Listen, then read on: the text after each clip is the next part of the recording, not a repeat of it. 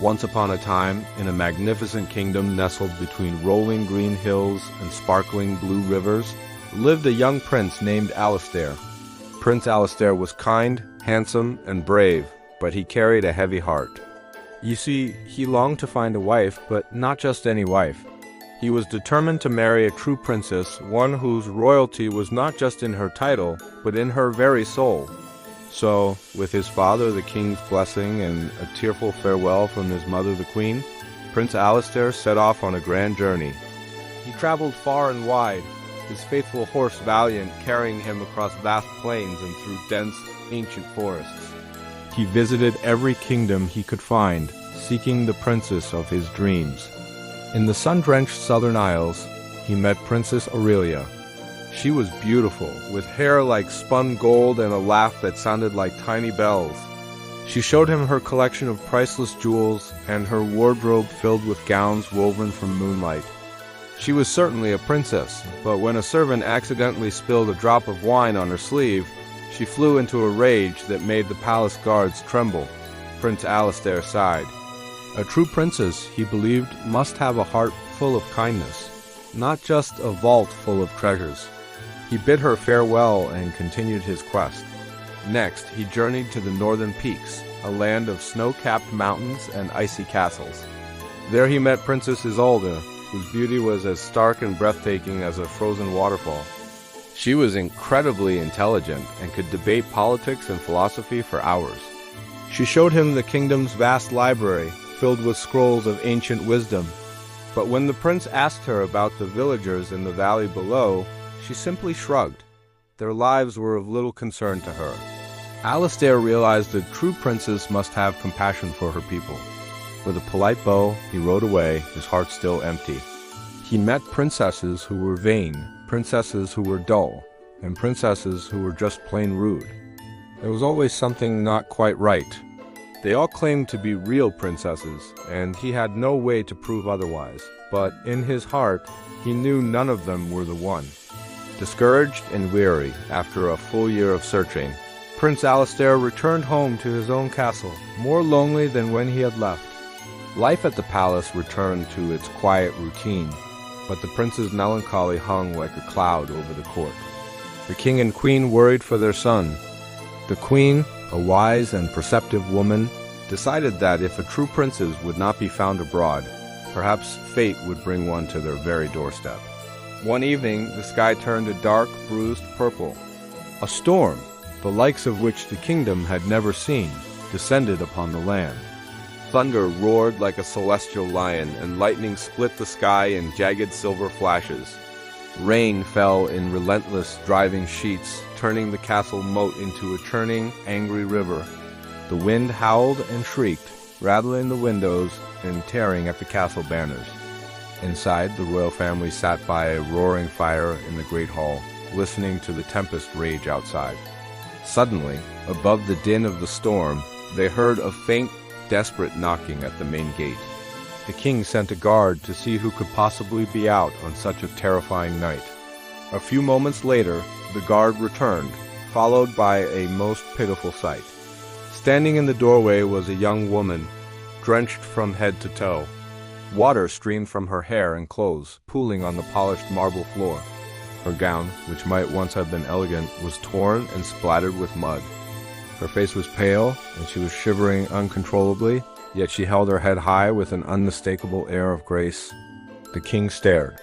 "My dear child, who are you, and what brings you here in this dreadful storm?" The young woman curtsied, a gesture of surprising elegance given her drenched state. "Your Majesty," she said, her voice trembling slightly from the cold, "I am a princess. My carriage overturned on the road, and I have been lost in the storm for hours. I saw the light of your castle and hoped you might offer me shelter for the night." Prince Alistair, who had been watching from the shadows, stepped forward, his heart giving a strange leap. There was something about her, a quiet dignity in her exhausted eyes, that intrigued him. The queen, however, was more skeptical. She had seen many young women claim to be princesses. "A princess, you say?" she murmured, looking her up and down. "Well, we shall soon see about that." Aloud she said, "Of course, my dear. You are most welcome." We will have a warm room prepared for you at once." The queen then hurried to the guest chambers, a clever plan forming in her mind. She ordered the servants to prepare the grandest guest bed, the one reserved for visiting royalty. But before they began, she did something very peculiar. She went to the royal kitchen and fetched a single, tiny, dried pea. She placed this one small pea on the wooden bed frame. Then, she instructed the servants to pile mattress after mattress on top of it. 1, 2, 3. They stacked them high. 10 mattresses of the softest goose down. 15. All the way up to 20 mattresses. On top of the mattresses, they added 20 of the plushest, most luxurious eiderdown quilts.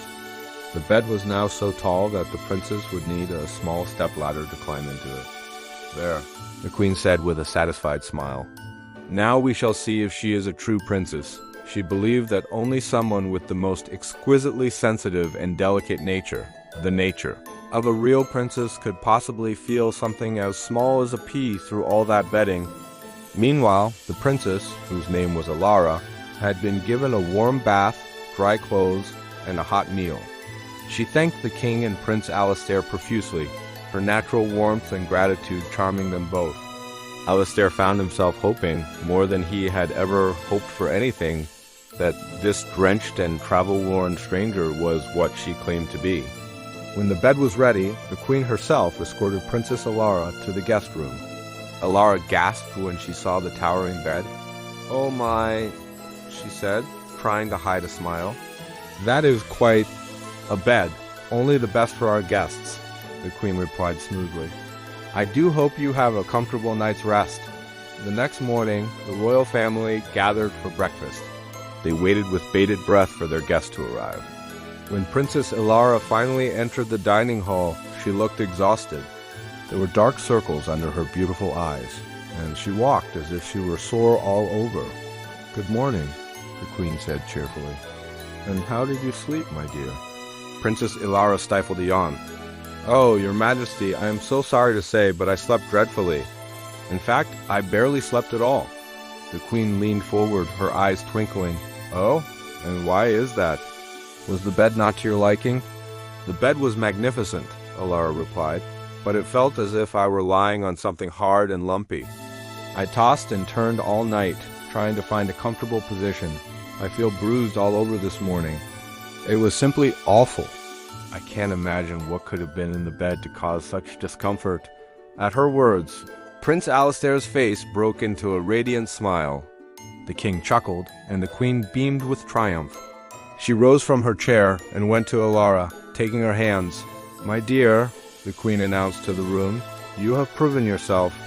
Only a true princess, a princess of the most refined and delicate sensibility, could have felt one tiny pea through 20 mattresses and 20 eiderdown quilts." Princess Alara looked bewildered for a moment, and then her eyes widened in understanding as the queen explained the test. A soft blush crept up her cheeks. Prince Alistair walked over to her and gently took her hand. "Princess Alara," he said, his voice full of emotion, "I have traveled the world searching for a true princess, and I found her when she appeared at my door in the middle of a storm." He knelt on one knee. "You are everything I ever dreamed of, kind, graceful, and true to your very core. Will you do me the honor of becoming my wife?" Tears of joy welled in Alara's eyes. She had found not only shelter from the storm, but a prince who saw the truth in her heart. "Yes," she whispered. "Yes, I will." And so Prince Alistair and Princess Alara were married in a grand celebration that lasted for a week. The entire kingdom rejoiced, for their beloved prince had finally found his true princess. As for the pea, it was placed in the royal museum, where it was displayed on a velvet cushion for all to see, a tiny reminder of how a great love story can begin in the most unexpected way. And they all lived happily ever after,